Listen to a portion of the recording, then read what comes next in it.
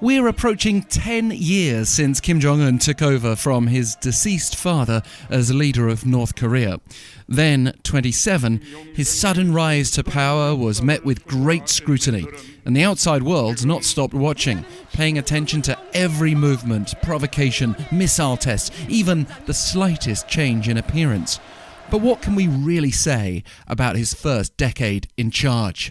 Firstly, he has a clear grip on power, despite undoubtedly exaggerated claims of personal health problems and some very real leadership challenges, from securing power to managing a widespread food shortage and the added economic squeeze of global sanctions. Kim has achieved this through a series of measures, ranging from politics to purges to PR. Bear in mind that he was still being groomed for leadership at the time of the death of his father, Kim Jong-il, who himself had been prepared for leadership over 2 decades before succeeding his own father, Kim Il-sung. Would he have enough allies to win this Game of Thrones? Would he be undone by his political inexperience? At first, he had the problem of keeping in check the military, which had become particularly powerful after years of his father's military-first policy, even as Kim Jong-un assumed the supreme commandership of the Korean People's Army on December 30th, 2011. But he restored the country's party system and by 2016 held North Korea's first 4-day party congress in 36 years to announce a Byungjin policy of pursuing economic development at the same time as nuclear weapons. As well as a sequence of purges and personnel changes, Kim demonstrated his ruthlessness with the high-profile execution of his once powerful uncle Jang Song-taek on charges of treason. If that didn't send a clear message to potential enemies within the state, his half-brother Kim Jong-nam was later assassinated at Kuala Lumpur airport. At the same time, Kim's propaganda machine has positioned him as a leader devoted to improving the lives of ordinary people across the nation. In step with this, he sought to normalize the image of North Korea, globalizing his own fashion choices and engaging in diplomacy, famously welcoming Dennis Rodman to the north and even traveling to Singapore and Vietnam for summits with then US President Donald Trump between 2018 and 19.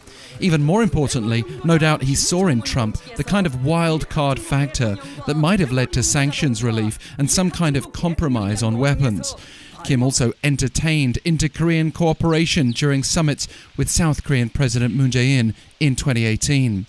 These summits may not have led to concrete breakthroughs, but they helped build Kim's stature as he developed the confidence at home to establish Kim Jong-unism, removing portraits of his father and grandfather from the backdrop of official meetings and redacting all phrases related to military-first policy. Not that Kim has let security slide. In fact, he's overseen 4 nuclear tests, countless missile launches and his claimed completion of a state nuclear force. That was all the way back in 2017, with the North celebrating a hydrogen bomb test and being able to strike the United States with its long-range missile capabilities. Since then, after a lull during dialogue, the North has rebooted its main nuclear reactor and focused on further strategic weapons such as submarine-launched ballistic missiles as well as short-range capabilities with the goal of deterring South Korea. The cost of all this, besides direct spending that might have gone to essential infrastructure, is that sanctions targeting the North's weapons development are going nowhere in a hurry, as dialogue with South Korea and the US is at a standstill. In addition, COVID-19 is an external factor that has perhaps been even more impactful than sanctions in isolating Kim's North Korea. Yet this also gives an excuse for economic difficulties, and we only see more evidence of Kim's power.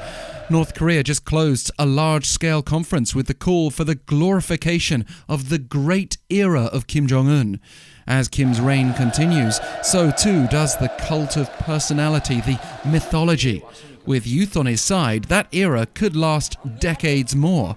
With no obvious successor of age or in sight, Kim will certainly be hoping so.